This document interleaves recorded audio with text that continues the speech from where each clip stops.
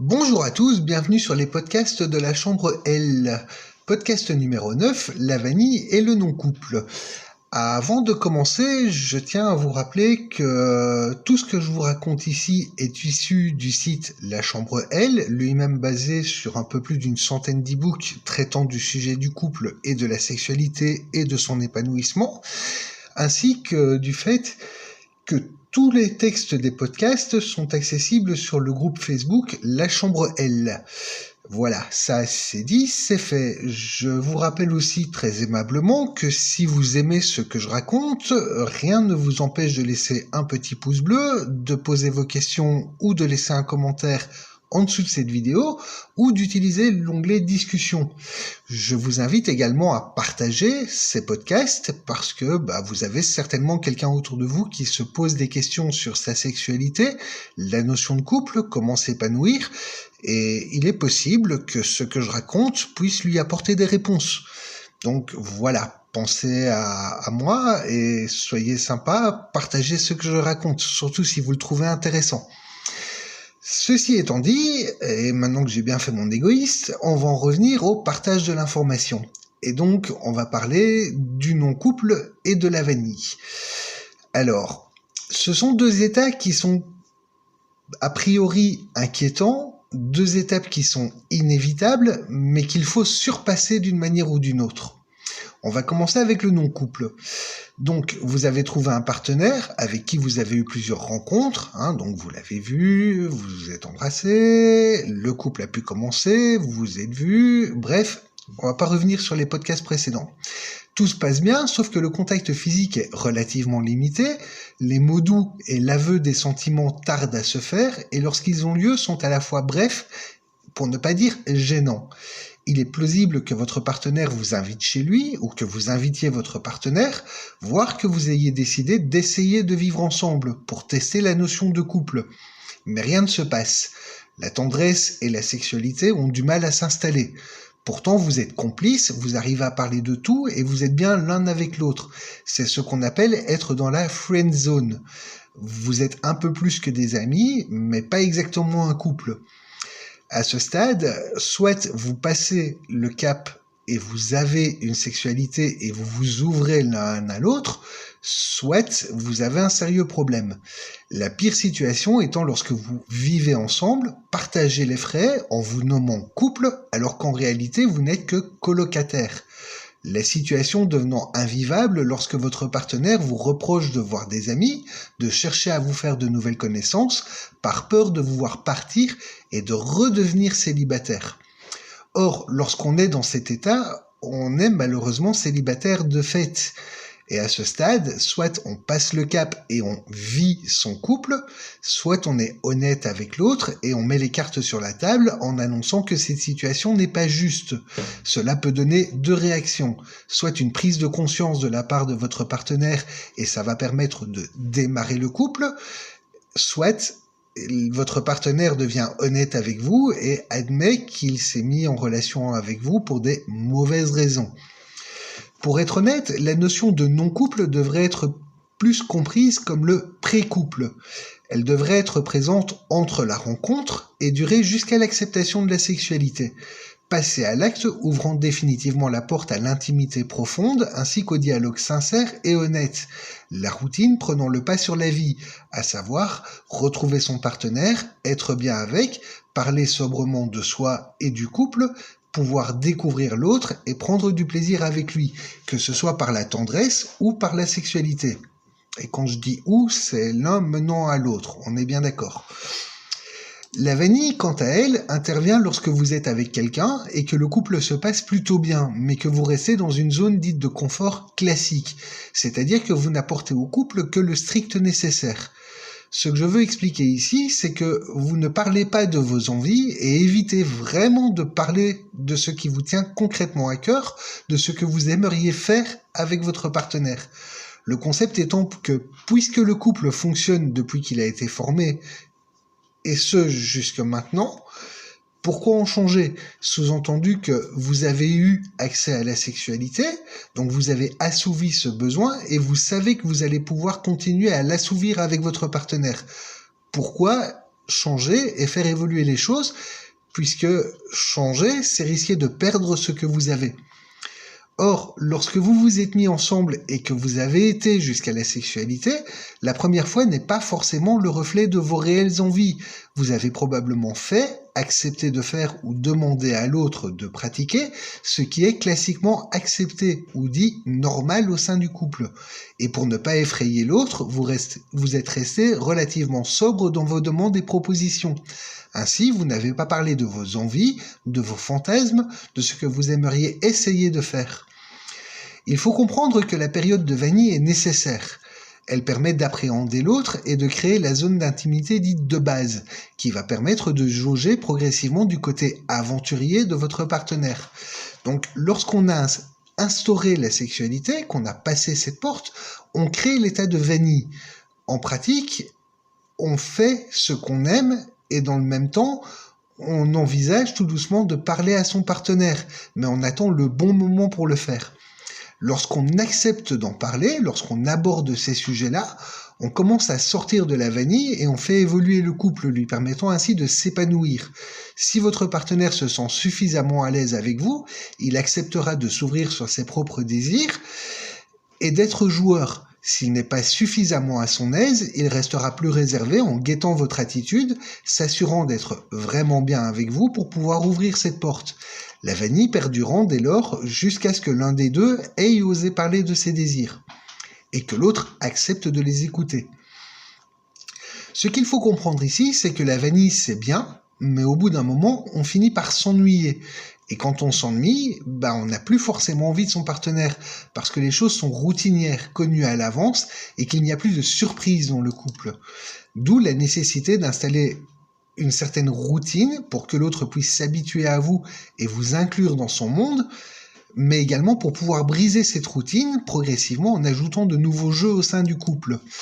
Si je traduis ça avec d'autres mots, ça veut dire que quand vous avez rencontré quelqu'un, vous acceptez ce qu'il laisse faire, vous allez jusqu'où vous estimez pouvoir aller avec lui, et vous prenez conscience d'être à deux. Donc vous commencez à savoir que votre partenaire rentre à telle heure, ce qu'il aime manger, comment vous aimez vivre votre vie de couple, et ce qui se passe dans la chambre. Mais au bout d'un moment, ça devient... Je sais que à telle heure on fait ça, à telle heure on s'embrasse, à telle heure on a une sexualité, et elle va se dérouler comme ça, et il se passera rien de plus. Et à partir du moment où vous réalisez cela, c'est là que la vanille devient néfaste, parce que vous n'avez plus de surprise et vous n'avez plus de motivation à passer à l'acte. Alors j'aimerais éclaircir quelques notions à ce stade. La rencontre est basée sur ce que j'aimerais avoir, et je demande à l'autre s'il accepte d'intégrer mon monde. Le baiser permet de concrétiser cette demande et de l'accepter. Les premières rencontres permettent de se découvrir et d'installer ainsi le pré-couple, durant lequel on se jauge et on estime si l'autre est digne d'avoir accès à l'intimité sincère et à la sexualité. En théorie, une fois qu'on a ouvert la porte de la sexualité, on installe la vanille, implicitement, qui est l'état du couple où l'on prend ce que l'autre donne, et c'est très bien ainsi.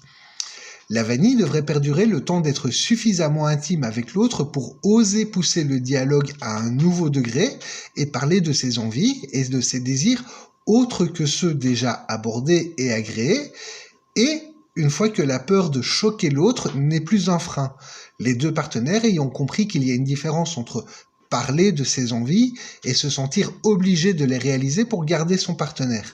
Mais on va y revenir, chaque chose en son temps. Tant qu'à dégrossir les sujets, ce qui suit la vanille, donc une fois que les désirs ont été avoués et qu'on ose être soi dans le but de vivre pleinement son couple sans gêne, c'est ce qu'on appelle le kinky. Mais ça aussi, on va en parler dans un prochain podcast. Donc, reprenons sobrement et dans l'ordre.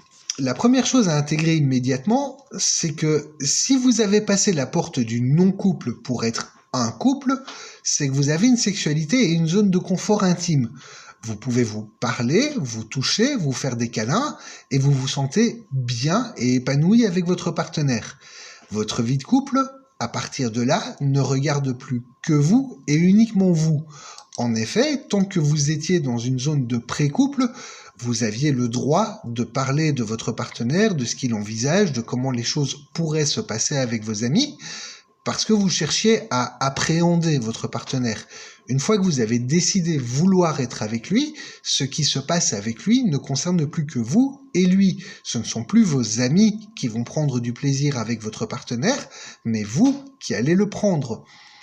La seconde chose à intégrer le plus rapidement possible, c'est que si vous avez des envies, votre partenaire pourrait bien en avoir également. Mais ce n'est pas tout.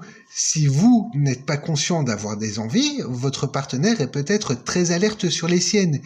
Et tout ce qu'il attend, c'est une ouverture pour pouvoir en parler.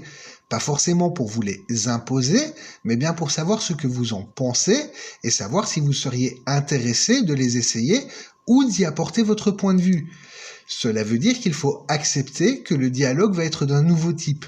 En effet, jusqu'ici, vous parliez de vos sentiments, de comment vous vous sentiez bien avec votre partenaire. Maintenant, vous allez parler de vous d'une manière intime et d'une manière de vos désirs et de comment vous escomptez prendre du plaisir d'une nouvelle manière avec votre partenaire.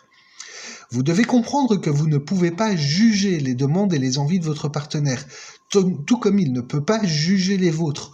Au contraire, les envies se respectent. Elles peuvent s'accepter ou se refuser, ça oui, tout à fait. En revanche, oser s'exprimer et émettre ses idées ne peut pas nuire au couple. Ces idées peuvent être des bases à modifier selon vos propres limites. Mais ça aussi, les limites, on en reparlera plus tard. J'ai même envie d'aller plus loin. Vous devriez remercier votre partenaire d'oser parler de lui d'une manière encore plus intime, parce que ce genre de dialogue ne se fait pas avec n'importe qui et dans n'importe quelle condition.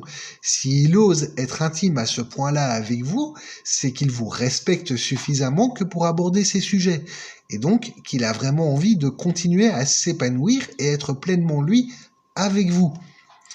Donc, pour avoir ce genre de dialogue, la première étape devrait être de parler ouvertement de ce que vous faites à l'heure actuelle. Enfin, au moment où vous estimez que la vanille c'est bien, mais qu'il peut y avoir plus, quelque chose de mieux ou de différent.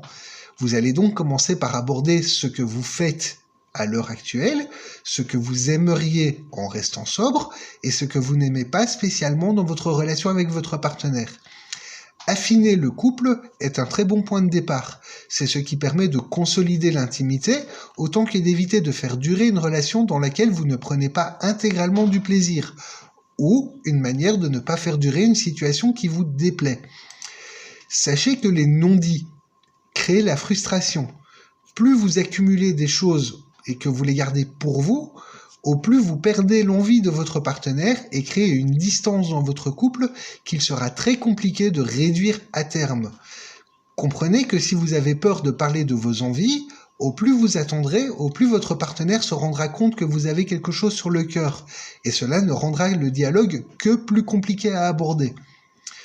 Ainsi, votre vision de votre place dans le couple, tout comme l'ouverture d'esprit érotico-ludique de celui-ci, est constituée de vos envies et de celles de votre partenaire. Cela change complètement de l'approche dite vanille ou classique du couple, où l'on évite d'aborder ce genre de sujet. L'approche kinky étant de pouvoir dialoguer, envisager de passer à l'acte et d'apporter son grain de sel pour érotiser le quotidien.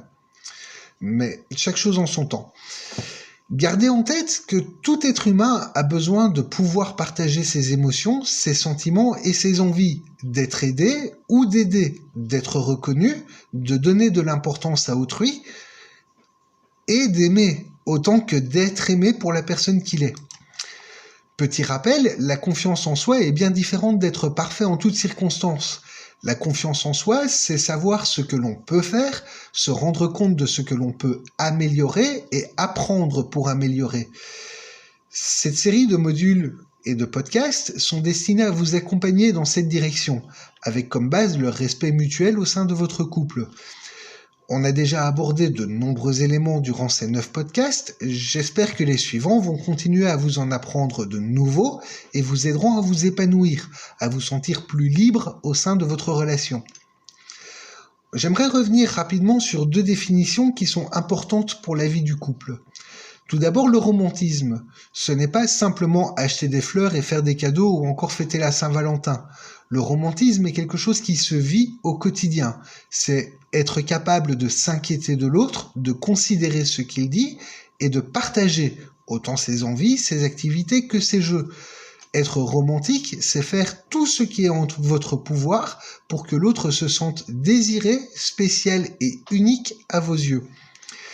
La sexualité, si on se réfère au dictionnaire Larousse, est l'ensemble des comportements relatifs à la satisfaction de l'instinct sexuel. C'est vague. Si l'on pose la question autour de soi, en général, la sexualité se résume à l'acte de pénétration, l'acte charnel. Or, il n'en est rien. La sexualité, c'est beaucoup plus que cela. C'est l'expression intime de ses propres envies et de nos propres fantaisies. C'est pourquoi nous sommes tous à la fois si différents et si intéressants, si tant est qu'on accepte de s'exprimer autour de ses envies et de ses attentes. J'aimerais prendre 2 minutes pour parler du monde dans lequel on vit et de comment certains couples se vivent. C'est-à-dire que si on cumule le coût de la vie, le temps passé hors de chez soi et la somme de stress qu'on accumule, c'est autant de choses qui nous étouffent et qui étouffent nos envies. L'appel à la sexualité fait alors place à un acte de routine, uniquement pour se sentir vivant. C'est une situation qui est très dangereuse parce que le couple n'est plus à l'écoute de l'autre, rarement ensemble, toujours occupé et ne se voit que pour avoir une sexualité brève, peut-être intense, à peine satisfaisante. Or, outre se sentir vivant, le sexe fait du bien et rend heureux. La sexualité dite vanille englobe la zone de confort qui a été agréée et pratiquée jusque-là, mais uniquement en accord avec votre partenaire, et encore, quand je dis accord, c'est ce qui a été pratiqué sans oser en demander plus. Ce n'est pas forcément une routine, mais une pratique dite classique et régulière. On pourrait prendre comme exemple dans la chambre, dans le noir, sous les couvertures. Cette pratique satisfait l'un et l'autre, mais on n'ose pas demander plus à l'autre, souvent par peur d'en demander trop, soit par fatigue, soit par peur de la réaction de l'autre. Alors vous allez me dire, si être kinky, c'est oser demander des choses, être kinky, ce n'est jamais que déplacer la vanille d'un cran. Je vous répondrai oui, si on le voit sous cet angle-là. Or, le kinky, et à nouveau, on y reviendra quand on sera dans le podcast qui est dédié, c'est ajouter de multiples cartes à l'art de pratiquer le couple et de vivre le couple, depuis la manière de l'érotiser à la manière de pratiquer la sexualité. Et donc, ce n'est plus on fait ça, puis ça, puis ça, puis ça, orgasme, dodo, mais bien l'ensemble des choses qu'on peut faire pour érotiser le quotidien, qui vont mener à une sexualité qui sera systématiquement différente, variée et épanouissante, parce qu'on ajoute une petite étincelle à la chose. Donc, une sexualité dite épanouie, ou au moins ayant bénéficié de certaines recherches par rapport à ses envies et avoir été expérimentée, donc qui tourne autour de vos idées coquines, on va le dire comme ça, parce qu'il sera encore trop tôt de parler de fantasmes réalisés, que ces envies soient apportées par vous ou votre partenaire est la première étape pour être kinky. Elle s'installe dès que l'on considère les envies de l'autre et que le dialogue évolue en un essai pour se forger une opinion avant de choisir de garder ou non cette pratique au sein du couple. Grande question, pourquoi est-ce que le sexe fait du bien ? La sexualité est importante, premièrement parce qu'elle est agréable. En outre, le besoin de sexualité naît que dès que les besoins de base, donc les besoins physiologiques, à savoir boire, manger, respirer, dormir, et que les besoins de sécurité, donc l'emploi, la santé, la propriété, sont assouvis. Le troisième besoin de base qui suit directement cela est l'amour, à savoir aimer, être aimé, le sentiment d'appartenance. Les trois représentant la sexualité. De plus, l'acte charnel influe sur l'état physique, émotionnel et spirituel de chacun. En effet, sur le plan physique, une sexualité régulière entretient la circulation sanguine. Selon le type d'activité et la durée des ébats, c'est un brûleur de calories. Atteindre l'orgasme libère des endorphines, qui font se sentir euphorique, ainsi qu'un analgésique qui diminue la sensation de stress et de douleur. Du point de vue émotionnel et spirituel, la sexualité ainsi que l'orgasme qui le suit libèrent dans le corps une quantité importante de substances neurochimiques qui évitent la dépression, calment les peurs et les anxiétés, tout en accentuant l'état de calme après l'acte. Dit plus simplement, le sexe est un anti-stress. Ce qu'il est important de comprendre, c'est que l'autre peut manifester qu'il a envie en parole ou en acte. Et donc, savoir décrypter quand l'autre a envie d'une sexualité est quelque chose d'absolument nécessaire. Ce qui implique qu'il faut porter de l'intérêt à l'autre, à son attitude et à son comportement au naturel. C'est une chose qu'il est plus facile de faire quand on est complice, plutôt que constamment devant la télé ou occupé sur son smartphone. Et parce qu'il n'est pas aisé de dire à l'autre « j'ai envie », votre partenaire peut jouer avec ses cheveux, se gratter la tête pour attirer votre attention. Il peut se passer un doigt sur la main ou sur la joue, ou sur votre main ou sur votre joue pour vous exciter. Votre partenaire prétendra réajuster ses vêtements, utiliser cet artifice pour montrer ses courbes. Si votre partenaire se mord la lèvre intérieure, le signe est également très clair. Plus spécifiquement, une femme qui a envie mais n'ose pas le dire, rougit, et ce sans cause apparente. Elle demeure assise dans un coin, immobile, elle devient peu impudique, et elle prend une position qui frôle l'érotisme. Une femme qui a des envies peut également sourire et prendre son temps dans ses actions, c'est-à-dire qu'elle va prendre le temps de vous montrer les différentes positions qui la mettent en valeur. Dans le pire des cas, si avec tout ça elle n'a pas attiré votre attention, elle va s'étirer et soupirer profondément sans aucune nécessité.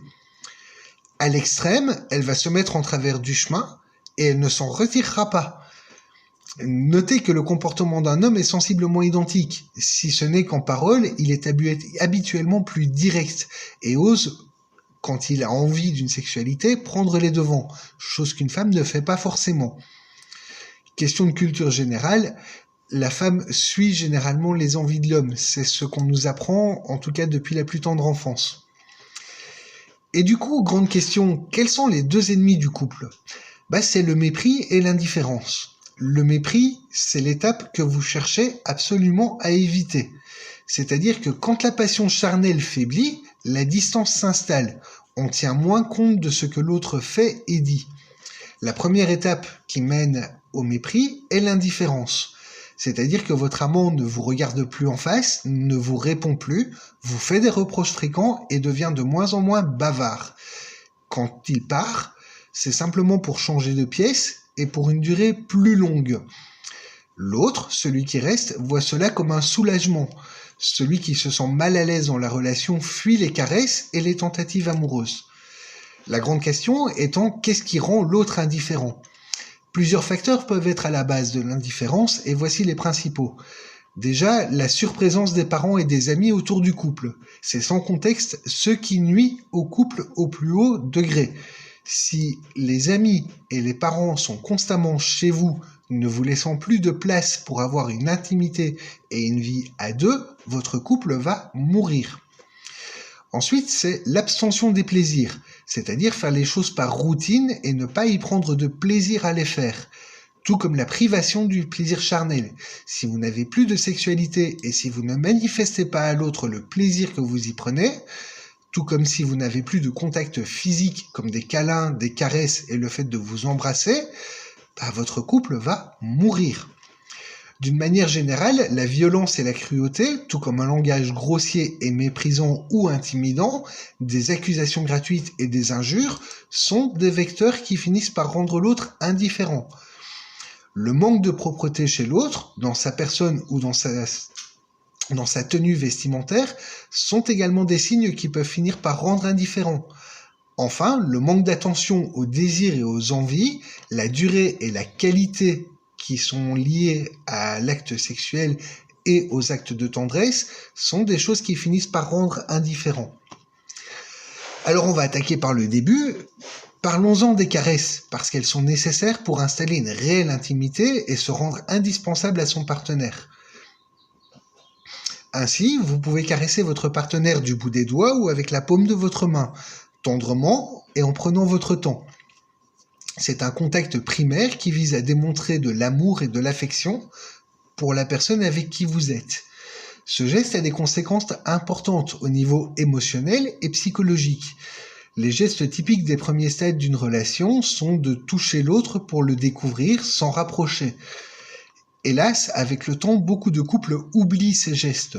C'est pourquoi nous allons les aborder pour se rappeler quoi faire, comment faire et l'importance de ces gestes dans l'union affective du couple. Dès l'enfance, nous avons besoin de caresses pour notre bonne croissance émotionnelle.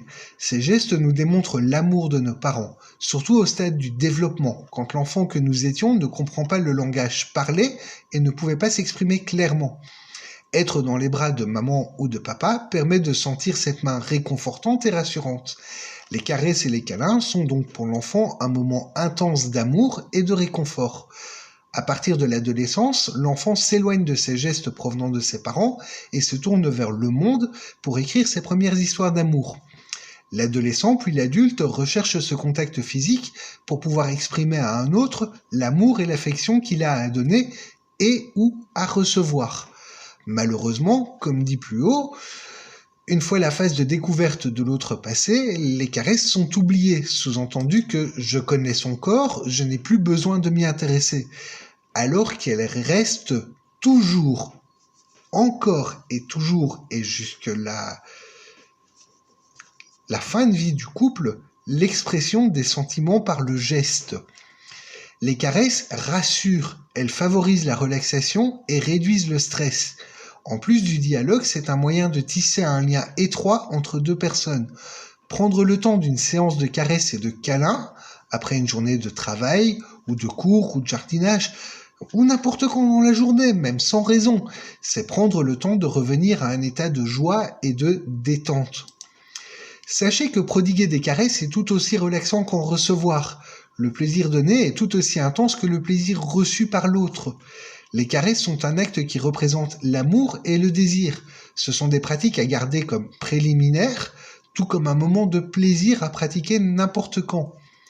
Sur un plan médical, les universités de Caroline du Nord et de Pittsburgh ont mené une étude avec 60 personnes pour déterminer l'effet des caresses et des câlins sur des victimes d'accidents vasculaires cérébraux. Les résultats ont montré qu'en plus de générer du plaisir et d'apaiser les tensions, les caresses réduisent la pression sanguine et sont donc un bénéfice pour la santé cardiovasculaire. Ainsi, prendre le temps de toucher l'autre, de lui caresser la peau, est un moyen de renforcer les liens et d'exprimer ses sentiments sans parler. C'est une forme d'intimité qui peut aider à développer une complicité dans le couple. Tout comme les câlins et les baisers, les caresses sont un symbole de l'union et de la bonne santé de votre relation. Sachez également que les caresses ont du pouvoir. En effet, grâce au contact, nous ressentons un sentiment d'intégration et de sûreté. Ces deux nous permettent de chasser la tristesse et la dépression. Saviez-vous que les caresses seraient des gestes thérapeutiques portant une signification précise, et qu'elles apportent plus d'impact sur la personne que n'importe quel autre médicament ? En effet, un baiser ou une main qui effleure notre visage, ou n'importe quelle autre partie du corps, peut provoquer une libération d'oxytocine, l'hormone du bonheur, ainsi que du sentiment d'attachement à l'autre, qui est capable de détendre le corps et de barrer la route à la tristesse et la dépression. Ainsi, une personne qui est privée de ce contact physique peut entrer dans une phase de tristesse et d'isolement, menant éventuellement à la dépression. Cet état peut toucher toute personne, quel que soit son âge, de l'enfant à la personne âgée, ou les couples en crise. Les exemples sont multiples et ont tous la même explication. Personne ne pourrait vivre sans donner et recevoir de l'affection, de la tendresse et de la compassion. C'est ce qui forme la chaleur humaine dont nous avons tous besoin. Et curieusement, c'est ce que nous recherchons à travers le couple. Sur le plan sexuel, les caresses devraient être la reine des préliminaires. Ce préliminaire sensuel étant indispensable dans la consolidation de l'amour. C'est ce qui montre à notre partenaire qu'il n'est pas qu'un objet sexuel. Ce n'est pas juste son sexe qui est visé, mais bien son être tout entier qui est considéré. Ainsi, les caresses élèvent l'autre au statut de personne qui a un cœur, une sensibilité, des rêves, des espoirs et des blessures qu'il faut soigner. Le manque de temps est malheureusement la cause principale de la disparition des caresses au sein du couple. À force de reporter ces moments de tendresse, on finit par les diminuer, et ce, sans même s'en rendre compte. Et par la même occasion, on se détache de son partenaire. Quand on ne se caresse plus, l'érotisme du couple disparaît. La séduction, tout comme le plaisir, s'atténue, réduisant ainsi le désir de l'autre. Nous pouvons donc dire que dans un couple, le toucher, se toucher ou non, est un indicateur de l'état de la relation. Quand nous commençons à ressentir ce manque, on en vient à se questionner sur les sentiments de l'autre à notre égard. En effet, qui n'a jamais douté de sa relation en se disant « Elle ne me touche plus depuis longtemps, je crois qu'elle ne m'aime plus » ou « Il ne me regarde plus, ne me câline plus comme au début de notre rencontre ». Toutes ces petites phrases qui signifient toutes la même chose, c'est « Il ou elle n'a plus envie de moi, parce qu'il ne me touche plus, je ne suis plus considéré ». Le toucher est donc un langage d'affection et d'amour universel. S'il n'est plus entendu et ressenti, le couple est en danger. Donc, préserver les caresses est une manière d'entretenir le feu du début de la relation. Toucher l'autre ou accepter de se laisser toucher peut devenir difficile après une journée stressante, puisque nous tentons naturellement de nous préserver et de nous protéger de nos émotions. Nous fuyons donc le contact physique, pensant qu'un peu de retrait est le meilleur moyen de décompresser. Dès lors, le conjoint s'approche de nous et attend de la tendresse ou essaye de nous en donner, mais nous refusons le contact physique. Un regard langoureux n'y change rien. Quand l'envie n'y est pas, rien n'y fait. Le manque de communication et l'accumulation de fatigue due au travail, tout comme les agressions extérieures telles que les soucis, le stress, les collègues, font qu'on peut en arriver à ressentir une allergie pour l'autre, qui ne vise pas forcément notre partenaire, mais l'ensemble des gens englobant notre partenaire. Ainsi, celui qui avait été désiré et qui semblait si séduisant et indispensable peut se sentir rejeté. Et pourtant, le fait d'aller vers l'autre ou de laisser l'autre venir à soi par le toucher est le moyen de se retrouver à travers ces étapes difficiles et donc d'évacuer le stress que nous avons traversé. Ainsi, si on ne se laisse pas toucher, on peut très vite tomber dans l'envie d'éprouver ce réconfort ailleurs. Si on ne se laisse pas toucher, notre partenaire peut avoir envie de trouver ce réconfort ailleurs, dans d'autres bras, ce qui à terme provoquera une blessure profonde chez l'autre. Offrir l'expression de l'amour par un contact physique avec un autre que son conjoint revient à briser comme une explosion la confiance et les liens établis entre les deux partenaires, et donc à fissurer le couple établi.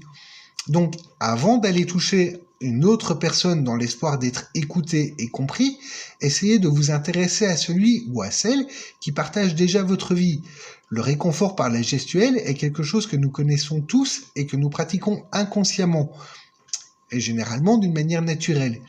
À défaut d'avoir les mots qui consolent, avoir des gestes tendres est un témoignage d'affection, de compassion, de compréhension et d'amour. Ainsi, lorsqu'un ami traverse une période difficile, votre premier réflexe sera de le prendre dans vos bras, au moins de lui mettre une main chaleureuse sur l'épaule. Un autre exemple pourrait être un couple dont l'un a perdu un parent proche. À défaut de savoir le rassurer par les mots, une étreinte sans parole sera très réconfortante. Prendre quelqu'un dans ses bras est une manière de lui dire « je suis là ». Avoir des gestes de tendresse, même furtifs, sont un bénéfice pour le couple et pour votre relation. Sachez que plus on s'exerce au langage du toucher, plus naturellement on le parle. Donc pratiquez les câlins et les caresses. Vous installerez ainsi un climat de réconfort bienfaisant dans votre couple. Mais pour toucher l'autre, encore faut-il avoir les mains libres. Et quand l'autre passe son temps sur un smartphone ou un PC, ou avec la télécommande de la télévision dans la main, on peut très vite se sentir très isolé. Et à ce stade, vous ne devriez plus être dans l'attente, mais dans l'action. Prendre l'initiative de vous blottir dans les bras de l'autre, ou contre lui enlever son téléphone ou la télécommande de la main, et vous occuper de votre partenaire, de votre couple. Ainsi, deux réactions peuvent s'envisager chez votre partenaire. On va commencer par envisager le refus. Votre partenaire ne se laisse pas approcher. Ne le prenez pas comme une offense et explorons ensemble ce qui pourrait être la cause de cette réaction. Si vous êtes tous les deux jeunes, il est possible que l'autre ne sache pas comment réagir, comment ne pas aller trop loin dans la démarche ou encore par peur de ce qui pourrait se passer ensuite. Je vous encourage à être doux et progressif. Demandez à l'autre où vous pouvez poser vos mains sans l'offenser. Respectez cette limite et installez la confiance entre vous. Ce sentiment de peur s'estompera par lui-même. Encore plus vite si vous êtes honnête avec l'autre et parlez de vos désirs. À nouveau, restez simple et soyez progressif. Par exemple, dire à l'autre « j'aimerais te faire des câlins en regardant la télé, te tenir dans mes bras » sont des désirs normaux, simples et facilement mettables en place. Et comme vous avez clairement énoncé jusqu'où vous vouliez aller, vous faites tomber la barrière de la peur de ce qui pourrait être imposé implicitement directement après les câlins. Si vous êtes un nouveau couple, il est possible que votre partenaire garde de mauvais souvenirs de son ex ou d'autres événements ayant laissé une trace qui le mène à s'isoler ou ne pas apprécier le contact. Je vous invite dans ce cas à privilégier le respect et le dialogue. Soyez à l'écoute de l'autre et n'allez qu'à son rythme. La confiance et le respect, aussi bien des limites que de vos propos et des actions au quotidien, vont aider votre partenaire. Je vous invite à revenir sur le bonheur et ce qui rend heureux pour vous aider à surmonter un traumatisme en travaillant sur l'estime de soi et à faire des activités qui vous rendent heureux pour reprendre confiance en vous, tout comme à pratiquer ces actions avec votre partenaire pour l'inclure dans votre monde et apprendre à être heureux à deux. Mais à nouveau, vous devez apprendre à être heureux seul pour avoir confiance en vous, pour pouvoir faire confiance à quelqu'un. Une situation possible également est que votre partenaire ne se laisse pas toucher une fois que vous êtes près de lui. Une situation qui pourrait être frustrante et source de conflit. Là aussi, ne le prenez pas comme une offense et tâchez de savoir pourquoi votre partenaire réagit de la sorte. Il se peut que votre partenaire vous trouve trop entreprenant. S'il se laisse toucher et que vos gestes se dirigent trop vite sur ses parties sexuelles, il est possible que votre partenaire vous repousse. Un autre peut apprécier des marques de tendresse sans l'appel direct à la sexualité. Sachez jouer donc des deux approches, à la fois sensuelles et sexuelles, qui procurent toutes les deux un plaisir égal, aussi bien donné que reçu. Soyez à l'écoute des signes émis par l'autre pour savoir quand basculer subtilement de l'une à l'autre, ou de savoir vous en tenir à un câlin sage et attentionné. Si vous êtes brusque, votre partenaire vous repoussera également, n'éprouvant aucun plaisir à vos marques d'attention. Donc, soyez souple, doux et délicat. Le but est de frôler la peau de l'autre, pas de le frictionner. Il est possible également que votre partenaire ne soit pas tactile, certaines personnes n'aimant pas être touchées hors de l'acte de sexualité. Malheureusement, dans ce cas-là, c'est ainsi. Cependant, ce genre de personne exprime son attention et son affection par d'autres moyens. Enfin, il se peut que votre partenaire ne vous laisse pas l'approcher parce que c'est lui qui est sans cesse en demande, est déjà très proche de vous et étant déjà occupé à vous toucher. Ne le repoussez pas, il vous montre son affection et surtout à quel point il prend du plaisir à être avec vous. Partager de la tendresse avec l'autre est un moyen d'être bien et rassuré. Profitez de ces câlins et abusez-en. C'est un très bon moment pour parler sincèrement de vous et de vos envies. Parce que si l'autre vous câline, vous pouvez lui parler sans avoir à le regarder directement dans les yeux. Et comme il est occupé à vous câliner, il vous répondra avec moins de gêne parce que son esprit est déjà occupé à prendre soin de vous. Ainsi, dès que l'autre se sentira apaisé dans vos bras, il se sentira plus à l'aise pour dévoiler ses désirs. L'autre réponse de votre partenaire étant de se laisser approcher, câliner et coconner dans vos bras, et que vous allez passer un agréable moment. Une manière de gérer ce bon moment pour approcher et se laisser approcher est de porter un signe distinctif. Un t-shirt désigné moment câlin pourrait très bien faire l'affaire. Portez-le quand vous avez besoin de tendresse ou pour signifier à l'autre qu'il peut vous approcher. Sachez que si vous vous laissez approcher, c'est l'équivalent de dire à l'autre qu'il peut pratiquer les gestes que vous appréciez. Mais pour ça, il doit les connaître. Et il doit connaître également ceux que vous n'aimez pas. Nous avons tous une approche de l'intimité qui nous est personnelle, tout comme notre sexualité est un jardin qui est certainement inconnu par l'autre, avec ses fleurs, ses pierres et ses murs. Ainsi, certaines zones de notre corps sont plus sensibles que d'autres, certaines délivrant plus de plaisir. C'est avec le temps et l'écoute que nous créons la proximité dans le couple. Votre conjoint devient votre guide dans l'art de l'aimer, parce que lui seul connaît le type de contact qui va le combler. Dès lors, ne cherchez pas à le toucher là où vous l'aurez décidé, mais bien là où il vous dit que ça lui fait le plus de bien sur le moment. Apprenez à comprendre et à parler son langage tactile d'amour, et non à essayer de lui imposer le vôtre. Les caresses et les câlins ne sont pas à mesurer comme qui en fera le plus, ou comme un échange à respecter scrupuleusement. Ça devrait être une pulsion, une envie, ou la réponse à la demande non dite de l'autre.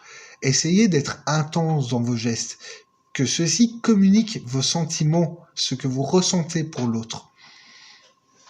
Osez exprimer vos désirs et vos interdits, parce qu'ils seront entendus. De même, discuter avec l'autre de l'art et la manière de lui faire l'amour le rendra conscient de l'amour que vous avez pour lui. Le toucher disparaît lentement de notre société, et il est grand temps de lui rendre sa juste place au sein du couple. Et du temps, prenez-en.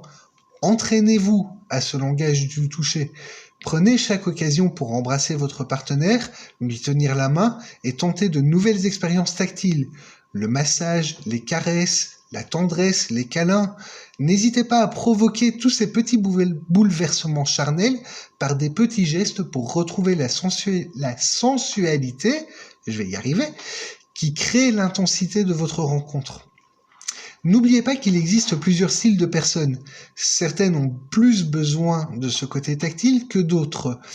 Il y en a qui sont un peu plus froids et distants en apparence et qui manifestent leurs sentiments d'autres manières, en l'occurrence par la parole ou par les attentions. Une personne qui n'aime pas le contact physique peut se forcer un peu, mais ne changera pas. En tout cas, pas du jour au lendemain, voire ne changera pas tout court. C'est ce qui fait que nous sommes tous uniques, notre réaction. Il se peut qu'une mauvaise relation passée ou qu'une éducation plus rigide ou tout simplement la timidité soit la base de ce comportement de refus. Dans ce cas, essayez de dialoguer et aller au rythme de votre partenaire. Si vous êtes avec quelqu'un qui n'aime pas le contact physique et qui vous laisse faire sans cesse le premier pas, ne vous en inquiétez pas et cherchez les autres signes d'affection et de tendresse, tels que les mots qu'il utilise et les SMS qu'il vous envoie. Si vous êtes celui qui n'aime pas le contact physique, ayez conscience que votre partenaire se pose certainement beaucoup de questions et qu'il souffre probablement de cet état de fait, sur lequel vous pouvez essayer d'agir en y trouvant du plaisir ou en le compensant par d'autres actions concrètes qui auront pour but de signifier vos sentiments à votre partenaire. Comprenez qu'il est important de chercher le contact avec votre partenaire, savoir se câliner, prendre l'autre dans ses bras, peu importe le moment, le lieu et la durée, juste pour lui donner de la tendresse. Par ce simple geste, vous donnez de l'importance à l'autre et lui signifiez sans parole que vous vous sentez bien avec lui. Une relation de couple sans ces instants de tendresse est un peu comme des fraises sans sucre et sans crème. C'est bon, mais c'est fade. Ainsi, l'inconscient agit sur le désir de sexualité. Parce que sans parler de préliminaire à l'acte sexuel, la caresse est, au même titre que le câlin, un moment agréable et doux, qui procure une chaleur bienfaisante. C'est un attouchement affectif sensuel. La pression du toucher est légère et tendre. Bien sûr, c'est un geste naturel, et on se laisse porter à caresser son partenaire. Les caresses ne peuvent pas être une corvée. Elles sont aléatoires, un petit peu ici, un petit peu là. Et au plus vous serez naturel en vous laissant guider par votre instinct, plus vous parlerez à l'inconscient de votre partenaire. Quelle que soit votre activité, le cerveau humain aime fonctionner et anticiper ce qui va se passer. Ainsi, il suggère toutes sortes de cheminements plus ou moins alambiqués. Prenons pour exemple un moment où vous regardez la télévision seul. Tant que le programme vous plaît, votre cerveau vous maintient plongé dans celui-ci et tout va bien. Vous prenez du plaisir à ce que vous faites. Quand le programme ne vous plaît plus, votre cerveau va gentiment vous rappeler qu'il y a peut-être d'autres choses à faire que regarder la télé, puis va vous suggérer qu'il y a d'autres chaînes, et ce, jusqu'à ce que vous fassiez autre chose que ce qui vous déplaît. Pour la sexualité, il en va de même. Tant que votre partenaire est à côté de vous sans rien faire, votre cerveau vous suggère de prendre du bon temps. Quand vous allez vous rapprocher de votre partenaire, c'est son inconscient qui va réagir à votre approche et s'imaginer au même titre que vous tout ce qui pourrait découler de votre approche. Si vous suggérez quelque chose à votre partenaire, par votre tenue, votre comportement ou votre action, celui-ci va anticiper et réagir. Tout cela relève de l'inconscient. D'un point de vue technique, dès que vous faites des caresses langoureuses sur le corps de l'autre, si celles-ci sont de votre propre volonté sans que l'autre n'ait rien demandé et qu'elles sont réalisées d'une manière naturelle et spontanée, donc pas comme un pervers qui bave en sachant très bien où il va poser ses gros doigts boudonneux, bref, après quelques instants, votre partenaire va imaginer la suite basée sur ce que vous faites à ce moment précis. Donc que vous soyez debout, assis ou couché, laissez-vous aller à des instants de caresse, car ils vont provoquer l'envie chez l'autre de continuer ces caresses et de prolonger le moment de bien-être qui en découle. Ainsi, la grande question est que caresser ? Et avant d'en parler, il faut comprendre qu'il existe des caresses sensuelles, des caresses érotiques et des caresses sexuelles. Les caresses sensuelles pouvant avoir lieu n'importe quand, les caresses érotiques suivant les caresses sensuelles, donc elles vont faire monter la température d'un cran et mener à des caresses sexuelles qui, elles, vont mener à l'acte sexuel puis à l'orgasme. Ainsi, les caresses sensuelles peuvent largement se faire sur le visage en suivant ses contours, en longeant les lèvres, les yeux, ou sur le cou, sur le dos, sur le ventre. Attention, cependant, les caresses ne sont pas des griffures, ou des chatouilles, ou des massages, qui en sont toutes les trois des variantes du toucher. Ainsi, intéressons-nous à toutes les zones que vous pouvez caresser. Si vous caressez son visage, prenez-le dans vos mains et doucement tracez-en les contours. Caressez les tempes, les lobes d'oreilles et descendez des oreilles vers le bas du visage, du haut du crâne vers le menton. Ayez toujours des gestes lents et prenez garde à juste effleurer la peau du bout des doigts. Effleurez son front, ses tempes, ses joues, son nez, ses lèvres et l'ensemble de son visage jusqu'au menton. Lorsque vous vous intéressez aux oreilles, touchez délicatement les lobes et le pourtour de la zone juste derrière l'oreille. Lorsque vous arrivez sur le cou, faites courir vos doigts sur sa nuque. Remontez doucement vers le haut du crâne et redescendez. Suivez ainsi le cheminement de la colonne vertébrale et de la cambrure des épaules. N'hésitez pas à jouer avec les cheveux. Vous pourrez ainsi passer vos doigts entre ceux-ci et jouer à les caresser. Si vous caressez sa main, tracez des petits cercles sur sa paume. Saisissez doucement ses doigts entre vos mains et caressez-les de haut en bas. Glissez sur les paumes, les phalanges et le dessus des mains. Vous pouvez aussi caresser l'intérieur du poignet, qui est une zone à caresser du bout de 2 doigts en petits cercles. L'avant-bras se caresse sur l'intérieur. Il s'effleure du bout des doigts en effectuant des va-et-vient relativement lents. Les épaules se touchent doucement. En effet, en prenant l'une des épaules dans le bout de vos doigts et en appuyant un petit peu plus fort, vous allez procurer des sensations très agréables. Vous pouvez également passer un seul doigt le long d'une épaule jusqu'à l'autre, ce qui va donner des frissons. Vous pouvez caresser les genoux, qui est une zone qui est souvent trop négligée. Dans ce cas-là, faites courir vos doigts dans le creux arrière du genou. Si vous revenez sur le dos, faites-le toujours du bout des doigts et effleurez le long de la colonne vertébrale et longez doucement les côtes. Remontez ainsi jusqu'au torse et aux épaules. Vous pouvez effleurer, tapoter ou encore laisser libre cours à vos doigts. Écartez doucement les bras de votre partenaire et promenez vos doigts sur la peau qui descend de l'omoplate vers le creux de l'aisselle, puis glissez vers le sein. Si vous sentez des tensions, vous pouvez glisser de la caresse au massage, mais ça on en reparlera plus tard. Il s'agit de détendre votre partenaire et de l'amener dans une douce euphorie en lui caressant le dos. Une fois que vous êtes sur le ventre, vous pouvez passer sur le nombril. Et là, vous pouvez faire des petits cercles autour de celui-ci et vous éloigner pour prolonger le désir. Vous pouvez caresser d'autres endroits de son corps avant de revenir à son nombril s'il aime vraiment cette caresse. Ça, c'est tout ce qui concerne les caresses dites sensuelles. Vous pouvez prolonger celles-ci en passant à des caresses érotiques qui ne vont pas forcément aller jusqu'à la sexualité, mais en sont un prémisse. et c'est la promesse d'un intérêt plus croissant qui va arriver.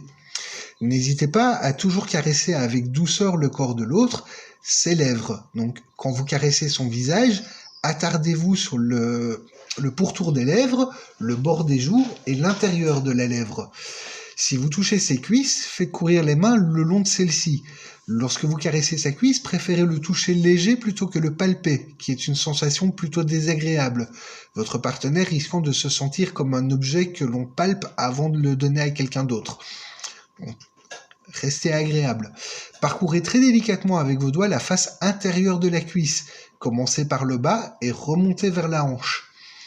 Vous pouvez vous attarder également sur le creux de la taille. Tenez-vous derrière votre partenaire et passez votre bras autour de sa taille pour pouvoir bouger délicatement vos doigts de haut en bas. Le creux des reins est très intéressant également. Et là, vous vous tenez face à votre partenaire et vous le prenez dans vos bras. Vous effleurez doucement le creux des reins du bout des doigts. Intéressez-vous également aux fesses. Toujours du bout des doigts, caressez la cambrure. Descendez de la taille jusqu'à l'extrémité de la cuisse en va-et-vient très long, en suivant les courbes du corps. Un léger pincement, une caresse, un pétrissage des fesses sont des petits gestes qui sont très efficaces et qui stimulent. Caressez les fesses du haut vers le bas et effleurez l'arrêt des fesses. Vous verrez, ça donne des résultats sensationnels. Vous pouvez également caresser la poitrine ou les seins chez la femme. Dans ce cas, décrivez des cercles sur un sein du bout du doigt, en vous approchant progressivement de l'aréole. Donc, il y a le téton, l'aréole et la partie du sein. Vous devez percevoir les fines granulations qui vont se manifester lorsque vous allez caresser cette zone. Puis, vous allez donner votre attention au téton. Que votre partenaire soit homme ou femme, c'est une zone qui est hyper hétérogène. Mettez votre doigt à son contact, tournez autour de lui, inclinez-le d'un côté puis de l'autre, titillez-le et pincez-le délicatement entre vos doigts. Vous allez voir, votre partenaire va succomber. La grande question à ce stade est de savoir si vous êtes dans le bon ou pas. Ou est-ce que vos caresses sont jubilatoires? Et pour ça, il faut savoir repérer les signes chez votre partenaire. À savoir que sa respiration s'accélère et devient haletante. Il va émettre des gémissements et des bruits de satisfaction. La région stimulée se tend comme pour se rapprocher de la main qui la caresse. La peau frissonne et rougit. Ainsi, chez la femme, les seins se redressent et les tétons commencent à pointer. Si vous ajoutez aux caresses et aux câlins des mots doux et tendres, un peu de compassion et d'affection, vous aurez un partenaire qui se sent accepté et en sécurité.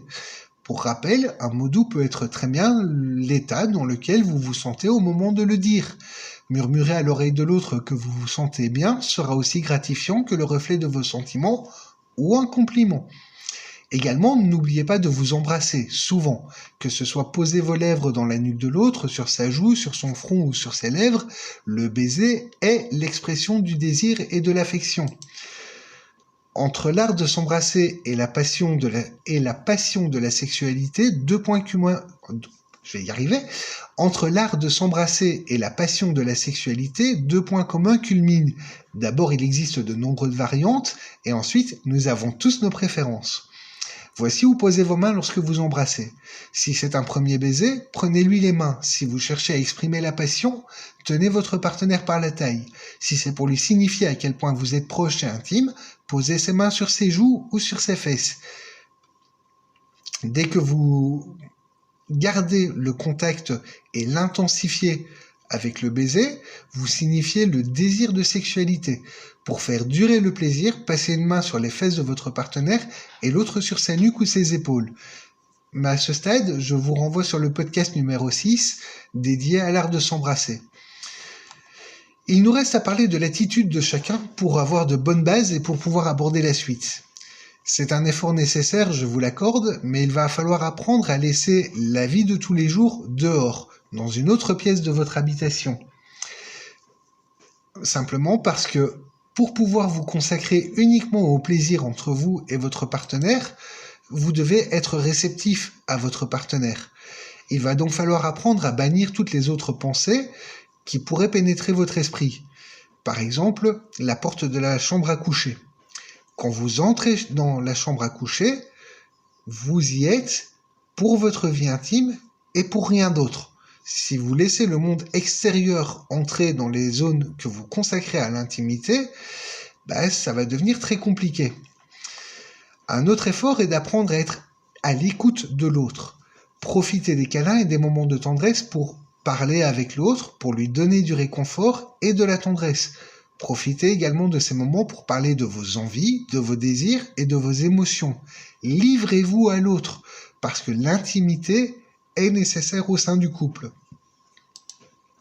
Également, vous devriez vous débarrasser de la honte, et ce le plus rapidement possible. Et j'aimerais revenir un petit peu sur ce concept.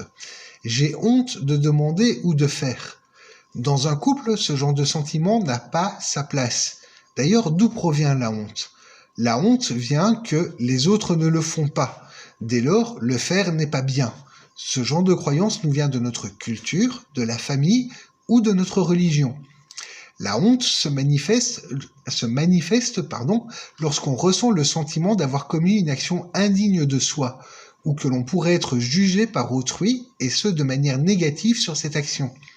Sachez qu'il n'y a rien de honteux à dévoiler ses envies, à en parler ou à essayer, en tout cas tant qu'on y prend du plaisir. Admettre une honte par son comportement ou en parole ou par un refus de faire peut masquer un tout autre sentiment, à savoir la peur. La peur de mal faire, la peur de ne pas savoir faire, la peur de ne pas aimer, la peur de blesser l'autre. La peur paralyse et empêche d'agir, tout comme de prendre du plaisir. Or, la peur se gère avec la confiance, le dialogue, le respect et une approche en douceur. Ainsi, si votre partenaire manifeste de la peur ou de la crainte, essayez d'être plus proche de lui et encore plus à son écoute. Si vous-même êtes pris de peur sur certains sujets, osez en parler à votre partenaire. La plus grande peur étant d'être trompé sur les intentions réelles de l'autre. Et encore une fois, le mensonge et la tromperie n'ont pas leur place au sein du couple. Donc, si vous en êtes au stade d'installer une intimité très profonde et très sincère, cette peur d'être trompé sur les intentions de l'autre n'a plus de raison d'exister, puisque les intentions ont été dévoilées et acceptées, vous laissant installer cette intimité. De même, le mensonge et la tromperie, c'est valable uniquement quand on s'ennuie avec son partenaire. Or, vous êtes en train de tout installer pour ne pas vous ennuyer, vous sentir épanoui. Donc le mensonge et la tromperie n'ont vraiment plus leur place au sein du couple. Enfin, vous devriez oser exprimer votre plaisir. En effet, dans une relation dite vanille, classique, on reste sobre. Lorsque l'on sort de la vanille, on s'exprime également sur ce que l'on ressent, lorsque l'on ressent qu'on prend du plaisir et durant l'orgasme. Et du coup, c'est important de savoir si on fait du bien à l'autre et à quel point. Et si l'autre prend du plaisir à vos actions, il se peut qu'il se morde la lèvre ou qu'il présente spontanément les parties de son corps que vous devriez privilégier. Sa respiration va s'accélérer et devenir haletante. Il va émettre des gémissements et des bruits de satisfaction. Son corps va devenir plus sensible et encore plus réceptif au toucher. Après le plaisir, l'orgasme. Celui-ci se repère quand la sensation de plaisir devient plus intense, quand les yeux se ferment à demi. L'orgasme est atteint quand le corps s'éraidit et devient plus froid, que les yeux deviennent humides, que la respiration qui était dure et saccadée se perd en sanglots ou en soupirs, que les jambes, après une courte rigidité, s'étirent, qu'un spasme a pris le corps de votre partenaire avant de se détendre d'un coup, comme s'il venait de s'épanouir. Et après l'orgasme s'ensuit une sensation de bien-être et de légère euphorie, souvent propice à un sommeil réparateur. Et ce qui nous intéresse particulièrement, c'est ce qui est avant l'orgasme, à savoir l'expression du plaisir. Le jeu le plus agréable durant la prise de plaisir est d'exprimer son plaisir. Et ainsi, on peut le faire avec ses ongles et les imprimer sur le corps de l'autre, sur sa poitrine, sur son dos, sur son cou, qui sont des zones de choix pour laisser de tendres griffures. Vous pourriez également poser vos ongles sur les joues, sur la lèvre inférieure ou sur la poitrine de votre partenaire, juste assez fort pour provoquer un frisson sur le corps de l'autre. Mordre est également au programme de certains ébats. Enfin, mordiller serait un meilleur terme. Ainsi, vous pouvez mordiller le lobe de l'oreille, la lèvre, un doigt ou un téton, qui sont des zones à vraiment privilégier. Un dérivé des caresses consiste à légèrement frapper le corps de l'autre. Ces petits coups peuvent se faire avec la paume de la main, le dos de la main ou encore le poing. Bien que la femme préfère utiliser ses poings durant les ébats pour exprimer l'orgasme qui va arriver et ainsi garder toute l'attention et toute la vigueur de son partenaire. L'objectif étant de manifester à l'autre son état et de l'exciter en se débattant un petit peu. Aussi, saviez-vous que l'adrénaline est également un aphrodisiaque? Cumulez l'afflux d'adrénaline avec l'orgasme, juste pour voir. Alors pour cumuler un afflux d'adrénaline, il faut déjà créer une situation de stress, c'est-à-dire qui sort de l'ordinaire et qui est inattendue. Une fessée au moment approprié, un mot un peu cru, tirer les cheveux ou pincer les tétons sont des moyens d'y parvenir. Ces petits coups peuvent se donner sur le dessus des côtes, la poitrine ou encore les fesses. Mais le moment ultime, c'est quand vous vous autorisez à faire du bruit. En effet, si la sexualité est l'expression physique des sentiments et des envies, pourquoi ne pas être pleinement démonstratif? Exprimez-vous. Ainsi, vous pouvez parler de ce que vous faites, dire ce que vous allez faire pour exciter l'autre. Ou vous pouvez sobrement faire du bruit, que ce soit par une respiration plus forte, des gloussements de satisfaction ou des gémissements. En gros, tout ce qui peut exprimer votre extase sera du plus bel effet sur votre partenaire. Laissez-vous aller et ne vous retenez pas de vivre l'instant présent.